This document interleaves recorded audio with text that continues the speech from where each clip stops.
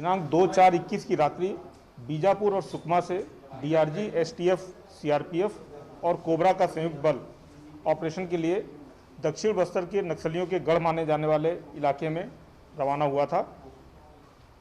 अभियान में बीजापुर के तर्रेम से 760, उसूर से 200, पामेड़ से 195, सुकमा के मिनपा से 483 और नरसापुरम से 420 का बल ये रवाना हुआ था। दिनांक 3/4/21 यानी आज लगभग 12 बजे सुकमा बीजापुर के सीमा पर सुकमा जिले के जगरगुंडा थाना क्षेत्र के जोनागुड़ा गांव के पास में तर्रेम से रवाना हुए सुरक्षा बल और नक्सलियों के बीच मुठभेड़ हुई। मुठभेड़ लगभग 3 घंटे चली। अभी तक जो जानकारी मिली है उसके अनुसार 5 जवान शहीद हुए हैं और 12 जवान घायल हैं। मुठभेड़ स्थल से एक महिला नक्सली का शव मिला है। मुठभेड़ में नक्सलियों को काफ़ी क्षति होने की खबर है। लगातार कुछ न कुछ नक्सली गतिविधियां अभी चल रही है। कांग्रेस के सरकार में आने के बाद नक्सलियों का मनोबल बढ़ा हुआ है। चाहे कार्यों में लगे हुए उपकरण को जलाने की हो या घात लगा करके उनके ऊपर हमला करने की हो या सीधी कार्रवाई में जिस प्रकार से मनोबल उनका बढ़ा हुआ है, आज उसको मनोबल को उनके कुचलने की है। लगातार प्रदेश को क्षति पहुंचाने का काम नक्सलियों के द्वारा की जा रही है और इसलिए प्रदेश सरकार को चाहिए कि हमारे जवानों के मनोबल को बढ़ाने के लिए सख्ती से उसमें कार्रवाई करे। नमस्कार, स्वागत है आपका। मैं हूं अभिषेक शुक्ल। लाल आतंक पर नकेल कब? जी हां, एक बार फिर से छत्तीसगढ़ की धरती लहू से लाल हुई है। हमारे 5 जवान शहीद हो गए हैं, 12 जवान घायल है और 7 से 8 जवान जो गंभीर घायल हैं उनको राजधानी रायपुर लाया जा रहा है इलाज के लिए। लगातार इस प्रकार की घटनाएं हाल के दिनों में बढ़ी हैं। गर्मी का मौसम है, माना जा रहा है कि सुरक्षा बलों की गतिविधियां ऐसे समय बढ़ती हैं, लेकिन हमारे जवानों को ही नुकसान हो रहा है। क्या इसके पीछे वजह है?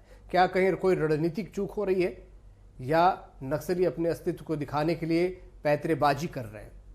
इससे पहले शांति प्रस्ताव और उसके तुरंत बाद हमला और एक बार फिर से नक्सलियों ने जवानों को एम्बुश में फंसाने की कोशिश की। हालांकि नक्सलियों को भी नुकसान हुआ है, लेकिन सवाल ये उठ रहा है कि आखिरकार नक्सलियों के जहन में चल क्या रहा है और क्या जवान जो फ्रंट फुट पर है, गर्मियों में एक आक्रामक तरीके से ऑपरेशन चलाते हैं, कहीं ना कहीं नक्सली इसका फायदा उठाने की फिराक में है। बहुत सारे सवाल जहन में है, हम इसका जवाब तलाशने की कोशिश करेंगे। खास मेहमान हमारे साथ हैं, चंद्रशेखर साहू जी हैं भाजपा से, पूर्व मंत्री, बहुत स्वागत आपका। सुरेंद्र शर्मा जी हैं, वरिष्ठ कांग्रेसी नेता हैं, बहुत स्वागत आपका। हमारे सहयोगी प्रशांत भी जगदलपुर से हमारे साथ जुड़े हुए हैं इस वक्त। प्रशांत का रुख करेंगे सबसे पहले। प्रशांत, जानकारी जो आप तक पहुंची अब तक, कैसे ये पूरा वाकया हुआ? क्या कोई एम्बुश था? किस तरीके से पूरी मुठभेड़ हुई है, थोड़ा बताएं। जिस तरीके से जो सूचना मिल रही है, सूचना के आधार पर अगर बात करें तो सुकमा और बीजापुर का सीमावर्ती क्षेत्र है ये, जहां पर घटना हुई है। और सुकमा और बीजापुर से लगभग 5 कैंपों से जो है जवानों को रवाना किया गया था। एक स्पेशल ऑपरेशन तैयार करके वहां नक्सलियों की मौजूदगी की सूचना थी और नक्सलियों की मौजूदगी की सूचना को देखते हुए एक प्लांट ऑपरेशन किया गया था। ज्वाइंट ऑपरेशन था जिसमें सीआरपीएफ, एसटीएफ, डीआरजी, ये सारे जवानों की संयुक्त पार्टी वहां पर भेजी गई थी। और जिसको देखते हुए जो है यहाँ पर अभी मेरे पीछे जो है यहाँ पर आप देख सकते हैं हेलीकॉप्टर अभी उतर रहा है। हेलीकॉप्टर जो है वो घायल जवानों को यहाँ पर लेकर पहुंचा हुआ है। बहुत जल्द जो है एम्बुलेंस की मदद से उस हेलीकॉप्टर में जो जवान पहुंचे हुए हैं उनको जो है महारानी अस्पताल में लाया जाएगा। 2 हेलीकॉप्टर, आपने जैसे बताया था कि 2 हेलीकॉप्टर बीजापुर रवाना किया गया था MI-17 और उन हेलीकॉप्टरों में जो घायल जवान है उन घायल जवानों को भेजा जा रहा है। और पहला जो हेलीकॉप्टर घटना स्थल से रवाना हुआ था वो डायरेक्ट रवाना रायपुर हुआ, जिसमें 7 जवान जो है घायल जवानों को भेजा गया है जिनकी हालत ज्यादा गंभीर थी, जिसमें से 3 की हालत बहुत ज्यादा ही गंभीर बताई जा रही है। अभी हमारे साथ यहाँ पे आईजी बस्तर खुद पहुंचे हुए हैं, वो अभी बयान ब्रीफिंग देंगे। आप देख सकते हैं कि आईजी खुद यहाँ पे पहुंचे हुए हैं। आप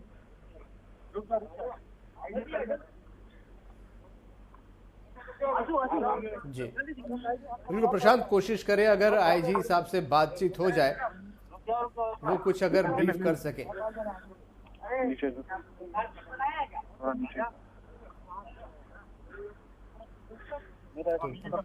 आईजी पी सुंदरराज और वो ब्रीफ करेंगे यहाँ पर, एक मिनट सर, और किस तरीके से पूरा वाकया हुआ जगदलपुर। एक मिनट सर, नीचे करो आईडी, नीचे रखो आईडी। सीधी तस्वीरें जगदलपुर से आप इस वक्त देख रहे हैं। आज बीजापुर के डिस्ट्रिक्ट बॉर्डर में जोना कागड़ के पास में सरकार पीएचसी नीचे करवाए सामने से पीएचसी एसटीएफ और कोबरा से गठन सीआरपीएफ के लोग शामिल थे। सुबह लगभग 10 बजे से कंटिन्यूअसली 3-4 घंटे का चला। उसमें अब तक जो मिली जानकारी अनुसार हमारा 7 जवान घायल हैं, 7 की कंडीशन अभी नॉर्मल है। स्पॉट से उनमें से 2 लोग का इंजरी है और बाकी सब 5 लोग का मामूली चोट है, लेकिन सभी 7 जवान आउट ऑफ रेंज है। और ये डेड बॉडी जो हमारा तो आईजीपी सुंदरराज घायल जवानों को हेलीकॉप्टर से लेकर पहुंचे थे, जो वहां पर MI-17 भेजे गए थे घायल जवानों को लाने के लिए, और एक हेलीकॉप्टर जैसे हमारे सहयोगी बता रहे थे सीधे पहुंचा है रायपुर की ओर, उड़ान भरा है, जो कि रामकृष्ण केयर में भर्ती होंगे। हम प्रशांत का रुख फिर करेंगे, हमारे साथ खास मेहमान भी है सुरेंद्र शर्मा जी। घटना बड़ी दुखद है और बहुत जल्द, इससे पहले भी कुछ समय पहले हाल ही में नक्सलियों ने ऐसी वारदात को अंजाम दिया था, हमने बड़ा नुकसान उठाया था उसमें, एक बार फिर से यहाँ पर ये बड़ा नुकसान उठाना पड़ा है। सुरेंद्र शर्मा जी, आपका कहना सही है। ये बड़ी दुखद घटना है और हम जितने भी जवान मारे गए हैं, जिन्होंने शहादत दी है, उनको श्रद्धांजलि अर्पित करते हैं और उनके परिवार के प्रति अपनी संवेदना व्यक्त करते हुए मैं ये जरूर कहना चाहूँगा कि जवानों की ये कोशिश, जवानों की शहादत और उनके जो प्रयास हैं वो निरर्थक नहीं होंगे। और लगातार छत्तीसगढ़ में भारतीय सेना के जवान और छत्तीसगढ़ पुलिस के जवान सारे लोग मिल करके नक्सलवाद को नियंत्रित करने का निरंतर चेष्टा कर रहे हैं। और विगत दिनों सरकार की योजनाओं की वजह से लोन वराटू वगैरह के माध्यम से जो बड़ी तादाद में नक्सली घर वापसी कर रहे हैं और नक्सलवाद को छोड़ करके आत्मसमर्पण कर रहे हैं। इसके अलावा कई तरफ से नक्सली घिर रहे हैं और उनको बहुत दिक्कत की स्थिति है, तो आज वो अस्तित्व की लड़ाई लड़ रहे हैं।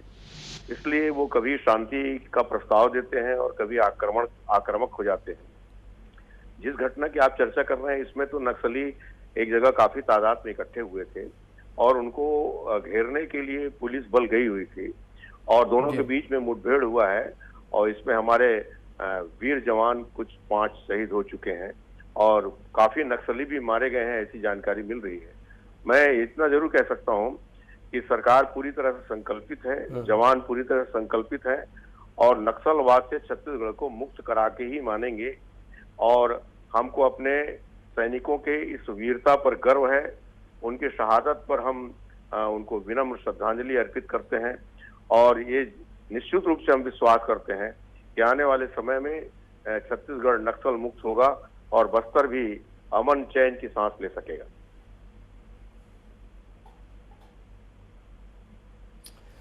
ठीक है, मैं चंद्रशेखर साहू जी का रुख करूंगा। चंद्रशेखर जी, मैं इस घटना के बाद एक आम आदमी की प्रतिक्रिया थी मेरे साथ, जब हम अभी थोड़ी देर पहले बैठक हो रही थी, वो जानना चाह रहा था आखिरकार ये बैठकें तो लगातार होते रहती हैं, इन बैठकों का नतीजा क्या निकलता है? क्या आखिरकार इन बैठकों में रणनीतियां बनती हैं जो बार बार ऐसी क्षति फिर क्यों हो जाती है? आप लोग भी 15 साल सरकार में थे, अभी भी बैठकों का दौर चल रहा है, क्या होता है, क्या रणनीति बनती है और क्या आउटपुट निकलता है? अभिषेक जी, पिछले 10 दिन में ये 2 गंभीर घटनाएं और झकझोरने वाला घटना है। होली के पहले, होली के बाद ऐसा लगता है कि नक्सली खून की होली खेलने पर आमदा है और ये सरकार की फजीहत नहीं तो क्या है। आप 10 दिन में 2 बड़ी घटनाएं हुई, आपका खुफिया तंत्र क्या कर रहा है, आपके लोग क्या कर रहे हैं। और डीआरजी के जवान मारे जा रहे हैं। अभी तो सीआरपीएफ का एक जवान, कोबरा बटालियन का जवान, अभी भी जो पिछली घटना से आपने कितना सबक लिया नहीं लिया ये सामने दिख रहा है। तो कुल मिला के नक्सली वारदातों के बाद की जो स्थितियां हैं वो किसी के समझ में आती नहीं कि आप करते क्या हैं, कहते क्या हैं। प्रदेश का मुखिया प्रदेश में है ही नहीं, गृह मंत्री जी बैठ के ले रहे हैं तो पता नहीं कौन सा विषय पे ले रहे हैं, और बाकी लोग क्या कर रहे हैं, क्या स्थिति है और स्ट्रेटजी आपकी क्या है। कहीं न कहीं हमारे में स्किलनेस है कि नहीं है, ये प्रश्न चिन्ह लगा हुआ है। और आप कह रहे हैं कि हम लगातार ये काम कर रहे हैं, वो कर रहे हैं। केवल एक औपचारिक बयानबाजी कर देने से, औपचारिक लोगों को श्रद्धांजलि कर देने से बात नहीं होती। मैं भी नमन करता हूँ 5 जो हमारे शहीद हुए हैं, और ज़्यादातर तो हमारे डीआरजी के जवान हैं जो वहीं के लोकल हैं। तो आदिवासी तो हमारे दोनों तरफ से पिसते हैं। एक तो नक्सली हमले के शिकार, अभी कुछ दिन पहले जिला पंचायत का एक सदस्य कांग्रेस का नेता था, वो मारा गया। उसके पहले और घटनाएं हुई, उपकरण जलाए गए। कितनी घटनाओं का आप सिलसिला आप देख लीजिए, कभी थमने वाला है कि नहीं थमने वाला है। और उसके बाद आप कहते हैं कि नक्सली बैकफुट पे है, फलाने बैकफुट पे है। अरे हमको किसी के बैकफुट और किसी को प्रोवोकिंग स्टेटमेंट देने की जरूरत ही नहीं होनी चाहिए। ये सारे मामले को गंभीरता से, सजगता से, संजीदगी से और दूरदर्शिता से देखने की जरूरत है। और मैं अपने तरफ से एक आम नागरिक की तरह कहना, केवल भारतीय जनता पार्टी के पक्ष रखने की बात दृष्टि से नहीं कह रहा हूं, एक आम नागरिक की तरह कह रहा हूं कि माननीय मुख्यमंत्री जी को तत्काल दौरा छोड़कर आकर इस स्थिति पर बातचीत करनी चाहिए। स्पष्ट दिशा निर्देश, आपकी दिशा क्या है, आप इसके मनोबल को क्यों नहीं डाउन कर पा रहे हैं। आप बार बार कुछ भी बात करते हैं कि ये सरेंडर हो रहा है, वो हो रहा है, इससे बात बनने वाली नहीं है। इसके समाधान के सारे रास्ते आप किस प्रकार से उस पर अख्तियार कर रहे हैं, ये भी अभी लोगों के सामने स्पष्ट नहीं हुआ। सुरेंद्र जी, विपक्ष बार बार, इसलिए मुझे लगता है आरोप लगा रहा है जी, ये आरोप बार बार विपक्ष लगा रहा है। सुरेंद्र जी, आपसे मैं जवाब चाहूंगा। इससे पहले भी नक्सल हमला हुआ था तो विपक्ष कहना था गृह मंत्री नजर नहीं आते। आज भी इतने घंटे हो गए, बैठक हो रहे, तमाम चीजें, एक रिएक्शन गृह मंत्री का नहीं आया।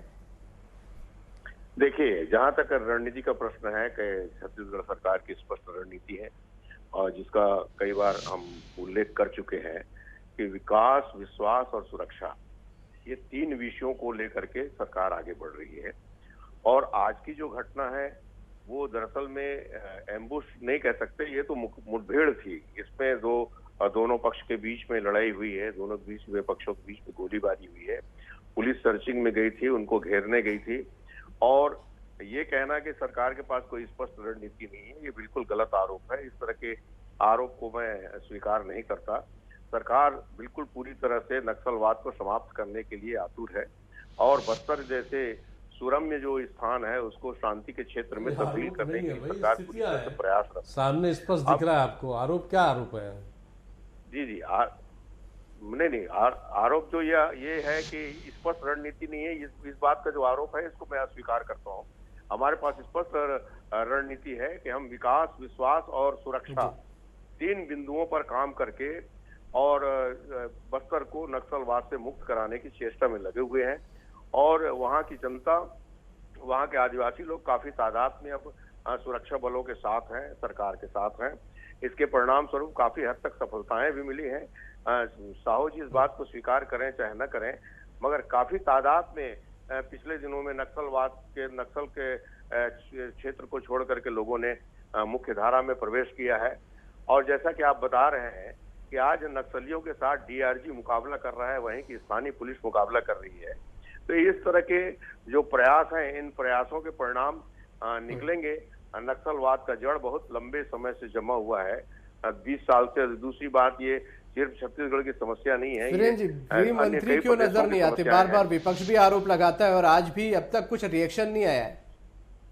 इसके संबंध में मैं क्या कह सकता हूँ, माननीय मंत्री जी किसके साथ या तो किसी की मुलाकात नहीं हुई होगी या फिर वो अधिकृत जानकारी लेने के बाद अपनी प्रतिक्रिया व्यक्त करेंगे।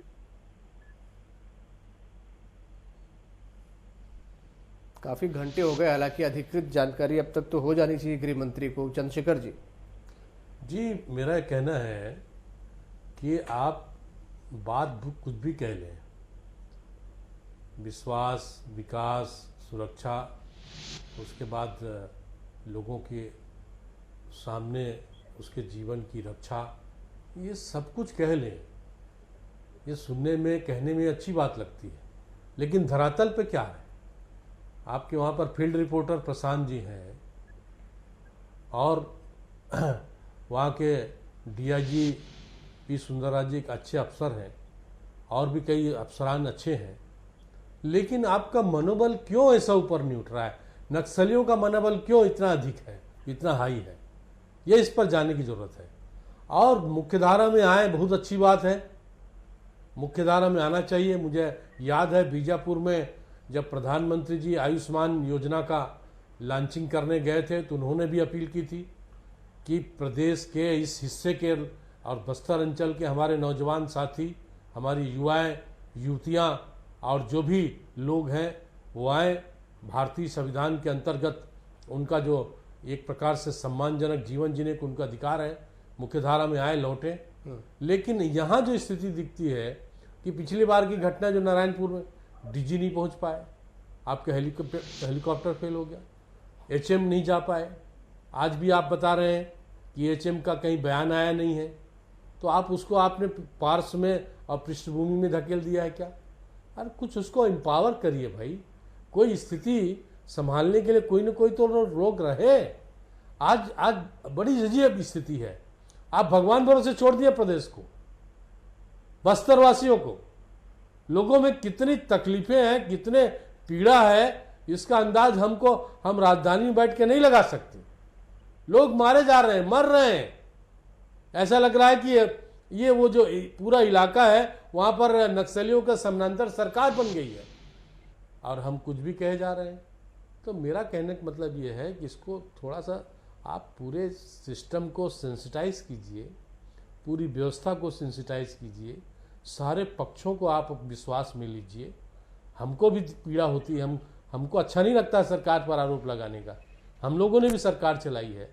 डॉक्टर रमन सिंह तो नक्सलियों को लड़ने के लिए काफ़ी एक प्रकार से पायनियर रहे हैं, और आज भी आप जो भी तय कर रहे हैं उसका असर दिखना चाहिए। आपके सिस्टम जो है वो वहाँ तक क्यों नहीं पहुँच पा रहा है? आम लोग क्यों आपके साथ नहीं जुड़ रहे हैं?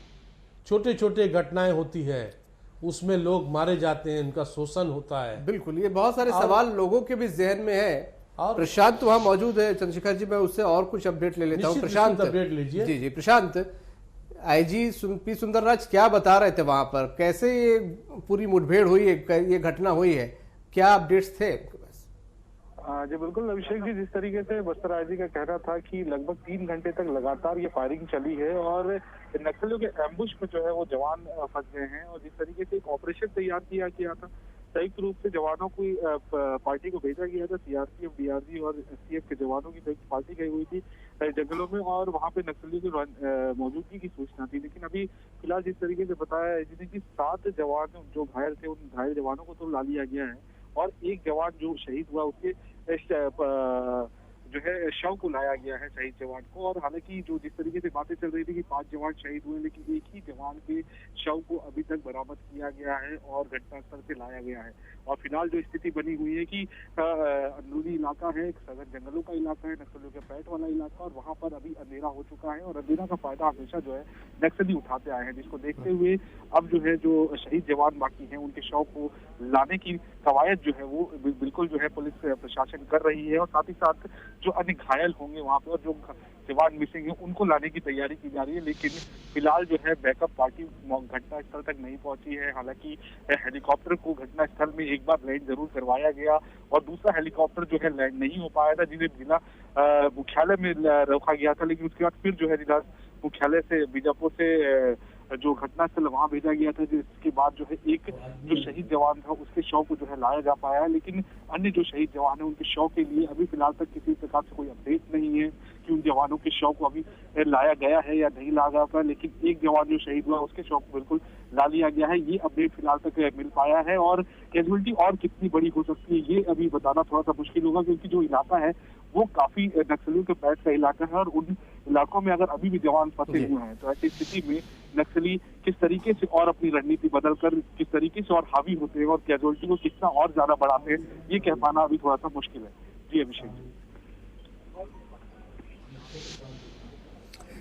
प्रशांत, 2-3 सवाल करना चाहूंगा। एम्बुश में जवान फंसे हैं और क्या ये कैजुअलिटीज और बढ़ने की आशंका है?